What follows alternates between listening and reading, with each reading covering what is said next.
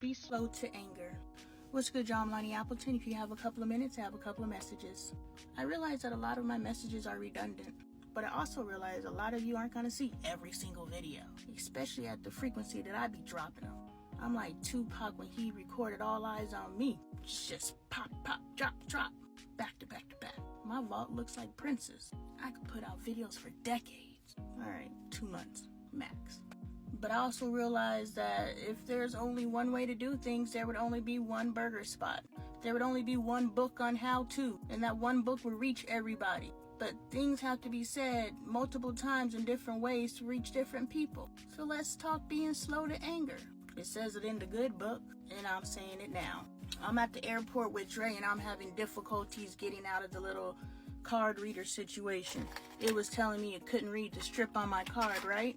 And I called the people, and I think Dre stopped because he gave me cash to get out, and it said credit card only. And he didn't know if I needed him to pay for something. So he stopped after he got out to wait to see what happened with me. I'm talking to the people in the box, like, hey, this ain't reading my card, blah, blah, blah.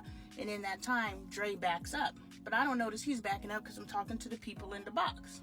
They get the information from me, and then they open up the little... And when I get ready to go forward, Dre's there. So Dre has to move out my way. And then when I get ready to move, the thing goes down. So now I'm stuck again. So now I gotta back up, call the people again in the box, and tell the box I'm stuck. Give them the last four of the card that I used, and wait for them to let me back out.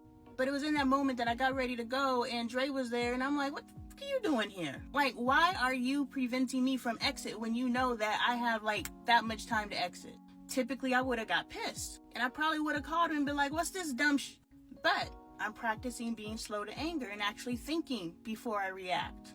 And I thought, Dre knows this is credit card only, and he was trying to be available to me. He was actually doing a good thing. He didn't just drive off and leave me to figure it out. He stayed to help, and when he realized I was having difficulty, he didn't know what kind of difficulty I was having, so he backed up in case he had to come and bring me a credit card.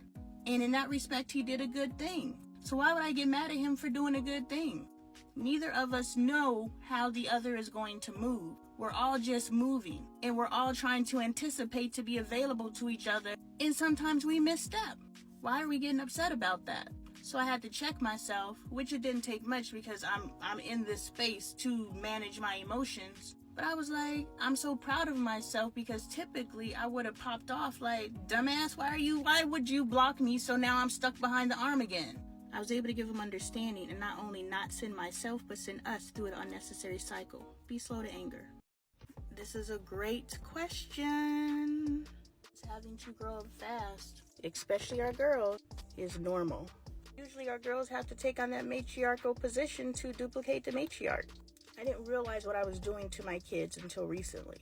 So no, I did not feel guilty, but now I do.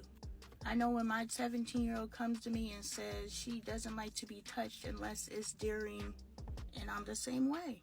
And I realize it's because I never touched her. I never hugged her. I never held her hand. I never sat next to her and just existed next to her. I didn't see the value in it. But now I see that my 17-year-old is struggling with physical touch. And I know it's a part my fault. And I don't even know if that's something I could walk back, you know what I'm saying? A lot of the trauma that we experience from our parents, we could walk it back later. But how can something you develop through repeated action through your childhood that you did not receive through your childhood, how can you walk that back? I struggle with physical touch to this day. I'm doing better, but I didn't receive something as a child in my formidable years that caused me to have a reaction to something so natural as touch. And I see that repeating with my kids, and I do feel guilty about that. Of my 4 kids, Bailey is my prototype. She ain't many me for no reason. I put my blood, sweat, and tears into that child, and some abuse. Verbal, and she says, I agree, some physical. I wasn't beating her and burning her with irons like Penny, but I was rough, and I've apologized for that.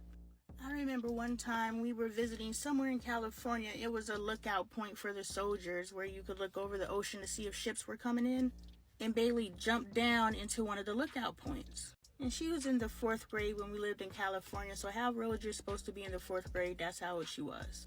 and she couldn't get out the hole. And I stood there and I was like, I'm not going to help you get out the hole. You need to figure out how to get out the hole yourself. You created a problem. You need to figure out how to solve that problem.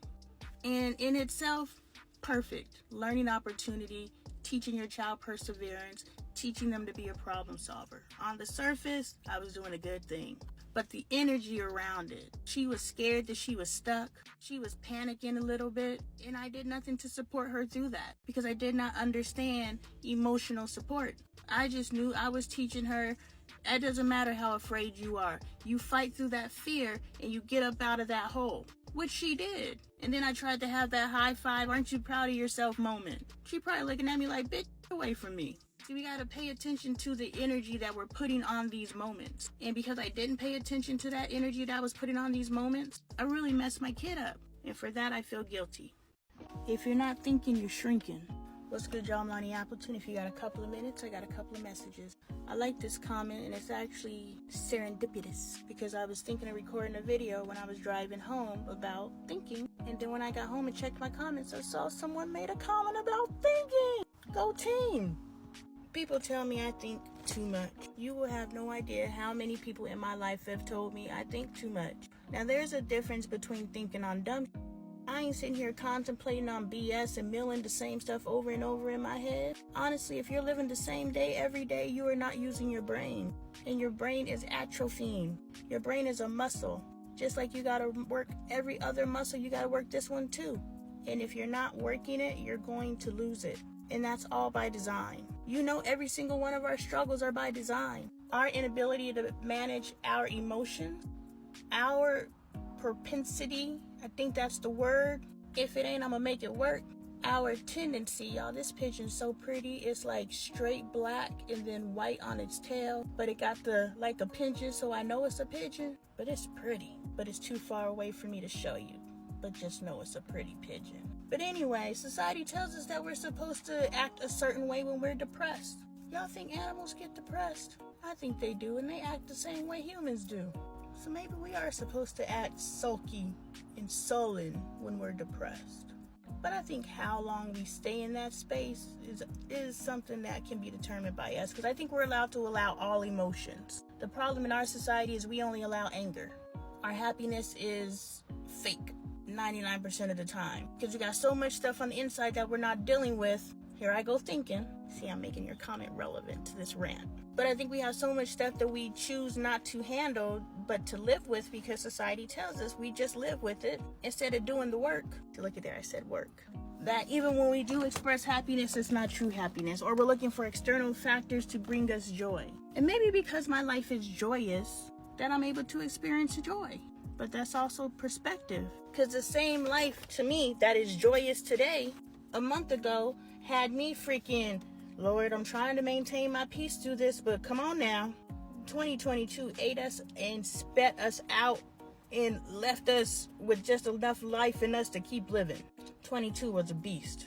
We didn't go on one vacation in 2022. We didn't hop our ass in one of these trucks and drive to California because we couldn't afford it. We mismanaged our money like a mug in 2022. But these are the things I'm constantly thinking about. Always thinking, always thinking. Every day is a new day to be better. To be a better version of you. To do things differently. You get bored with your life because you're not trying to evolve your life. Evolution takes effort. Your effort. Don't give up on yourself.